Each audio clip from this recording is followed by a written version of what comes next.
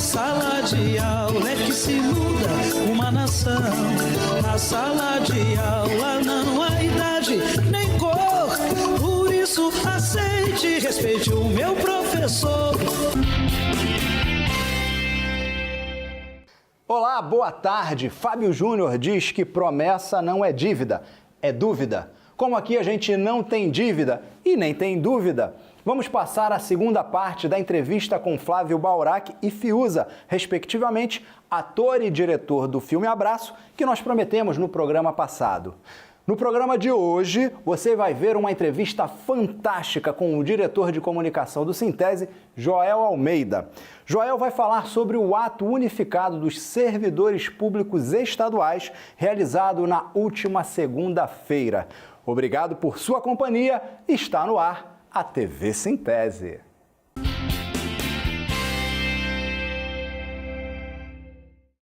No Manifesto Comunista, Karl Marx e Frederick Engels já pregavam: trabalhadores do mundo, univos. Não foram os trabalhadores do mundo ainda, mas os trabalhadores públicos do estado de Sergipe que se uniram na Praça da Bandeira no último dia 5 de fevereiro. A pauta foi exigir a valorização salarial, transparência nas contas do Estado e contra a reforma da Previdência e parcelamento dos salários. O cenário de descaso, de desrespeito que sofre o servidor público estadual. Uma política de criminalização, desrespeito e desvalorização dos servidores aposentados. Para falar conosco sobre esse assunto, estamos recebendo o diretor de comunicação do Sintese, Joel Almeida. Boa tarde, Joel. Boa tarde.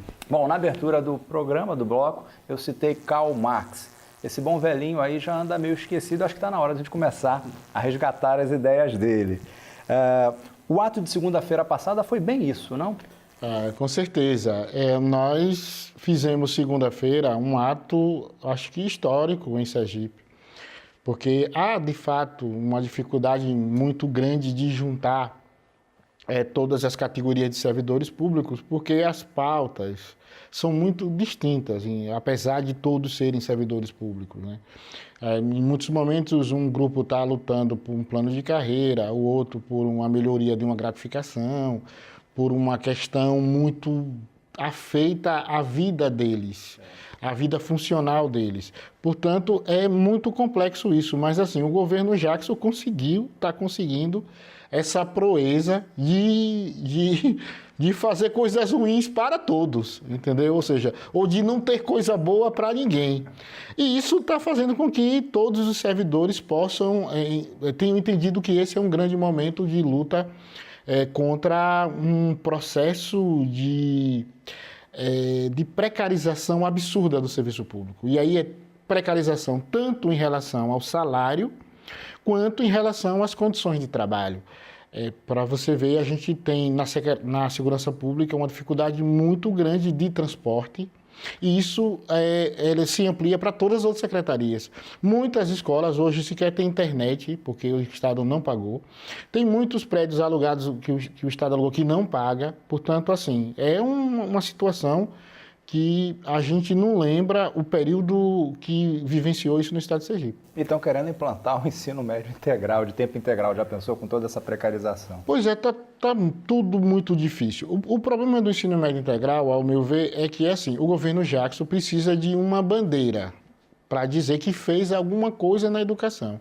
E essa bandeira, eles utilizam o ensino médio integral com uma série de dificuldades, com uma série de problemas que a gente tem relatado aqui em praticamente todos os programas nossos. Exatamente. Uma das pautas lá foi exigir a valorização salarial. O governo Jackson continua teimando que não tem dinheiro e que o Estado está quebrado.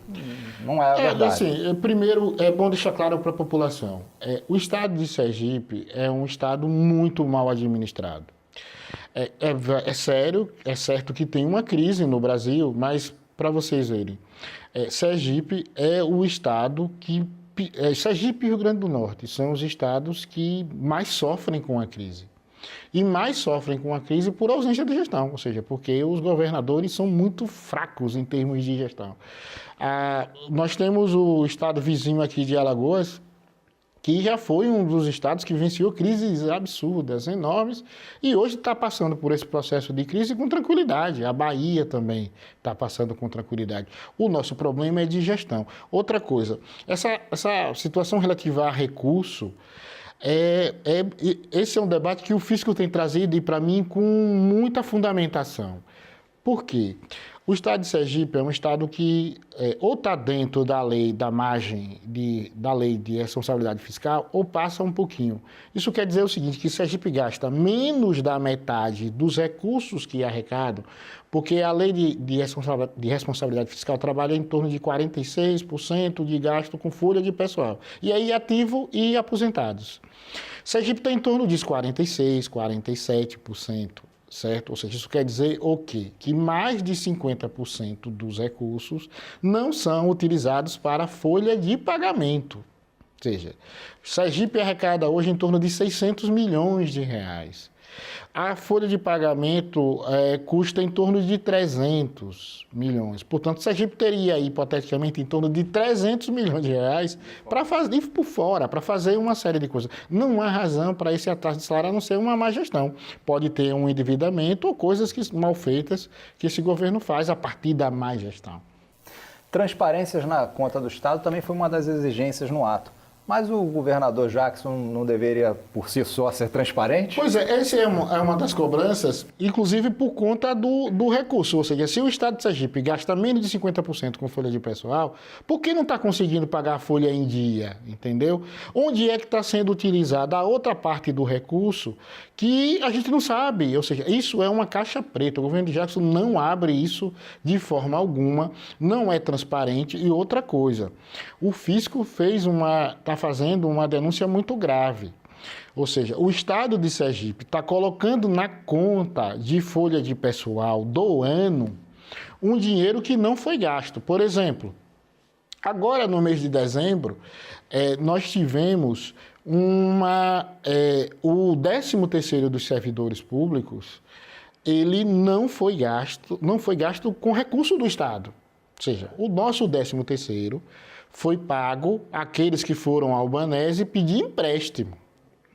Porque não teve nenhuma categoria, aí, tanto ativo quanto aposentado, que o Estado tirou da sua própria fonte e pagou o 10º, certo? Bom, mas assim, na contabilidade, para chegar ao limite da lei de responsabilidade fiscal, o Estado está se utilizando desse recurso. Ou seja, é um recurso que o Estado vai pagar ao banco esse ano.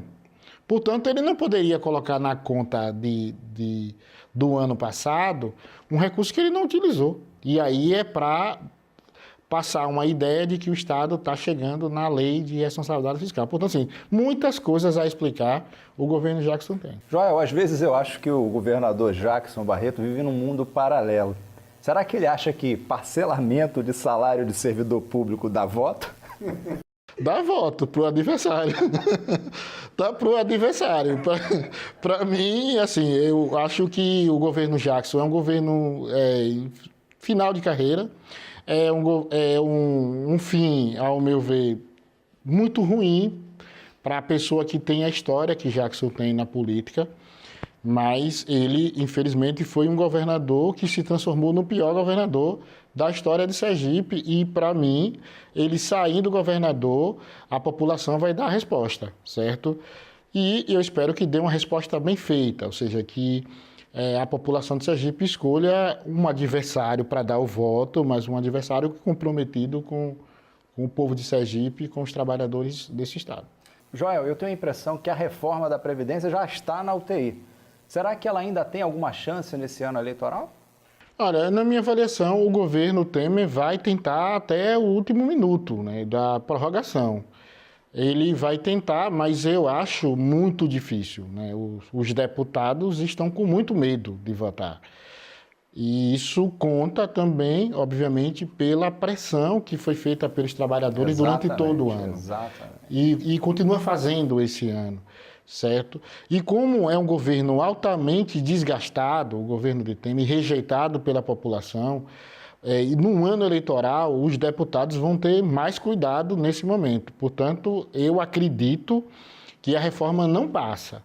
Mas, da mesma forma, também que acredito que o governo vai lutar até o último minuto para fazer. Bom, é ele lutando para aprovar, a gente lutando para não deixar. Com certeza, com certeza. Professor Joel, muito obrigado mais uma vez por sua visita e volte mais vezes, a gente sente saudade. Viu? Isso, obrigado a vocês e aí voltarei, com certeza.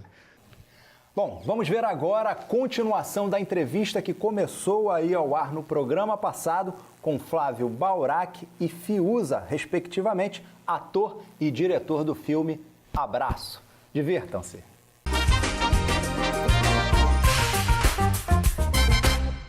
Um sindicato ter a coragem, né, e a ousadia, a audácia de fazer um filme de ficção, fazer cinema com os próprios recursos.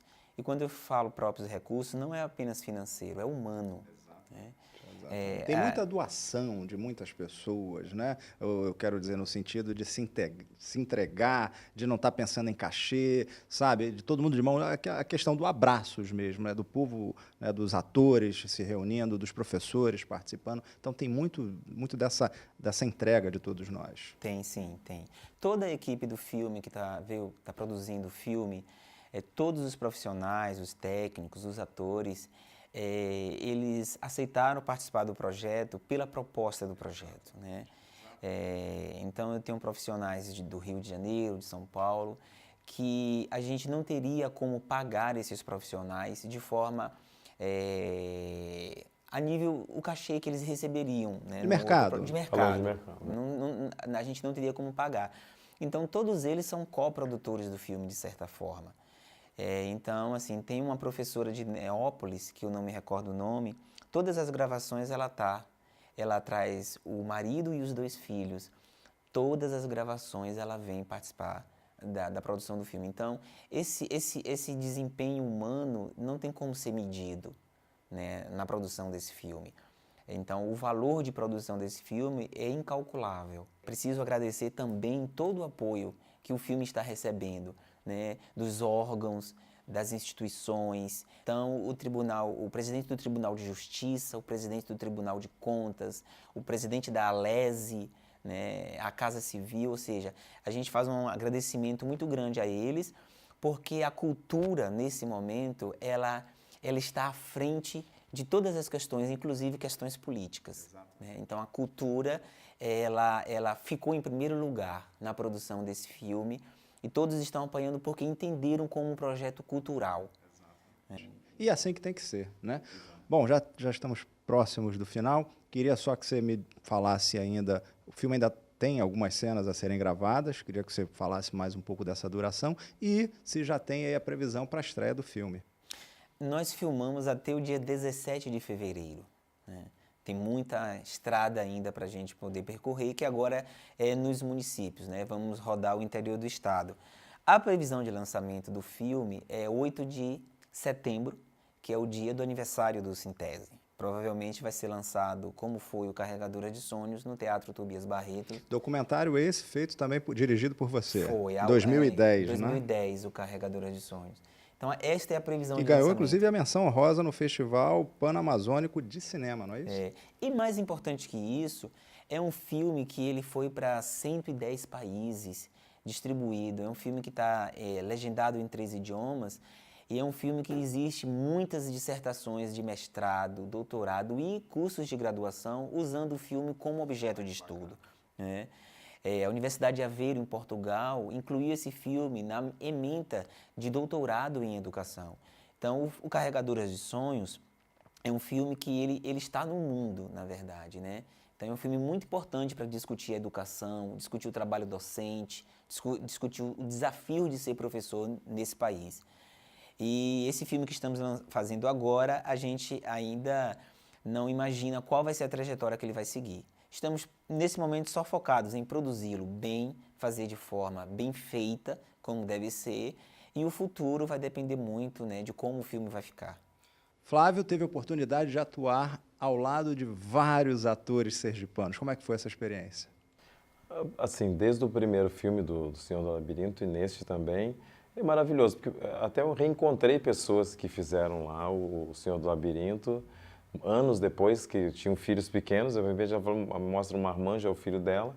Então, assim, muito tempo passou, na verdade, E é muito interessante, eu sou muito brasileiro nesse sentido, eu não sou bairrista, eu não tenho problema em São Paulo, Rio Grande do Sul, não tenho, como eu sempre fui um andarilho, me sinto um cigano realmente nesse sentido, eu não dou esse valor exacerbado a nenhum lugar, e eu dou valor ao lugar inteiro, exatamente, ao mundo. O planeta é todo nosso, né? Apesar das barreiras que existem e dos passaportes e tal.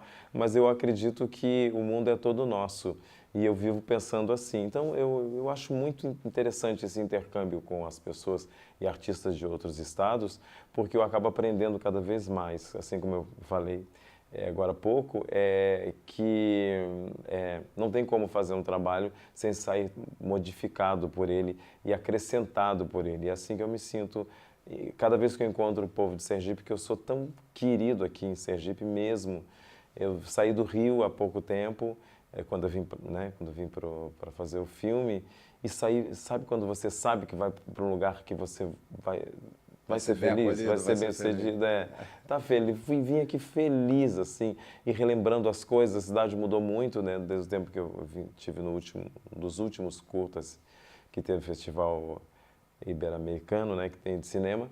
Então, olhando essas pessoas todas, me sinto muito feliz e saber que mais jovens me procuraram, tanto no Instagram quanto no Facebook, e falam, que bom ter você aqui. E jovens mesmo, com certeza, quando eu estive nas outras vezes, nem nascidos. Eles eram bem jovens e outros, com certeza, eram pequenos. Então, vejo assim que o incentivo da cidade mesmo, de falar, pô, que bom que existe esse movimento de atores novos que estão formando esse mercado e tendo essa formação de plateia para ampliar esse cenário cultural, porque tanto a educação quanto a cultura, elas andam de mãos dadas, né? Ou deveriam, pelo menos. Então, agora, por exemplo, é um grande exemplo de mãos dadas da cultura com a educação. E também a cultura, ela garante um futuro melhor, pessoas melhores, mais sensíveis. E eu fico muito feliz em enxergar isso aqui em Sergipe. Teve uma participação pequena, acho que muito importante, um ator muito bacana, muito prestigiado, que fez o Plínio, que é o secretário de Educação. Gostaria que você falasse. Com você, por acaso, parece comigo. Gostaria que você falasse um pouco desse importantíssimo personagem.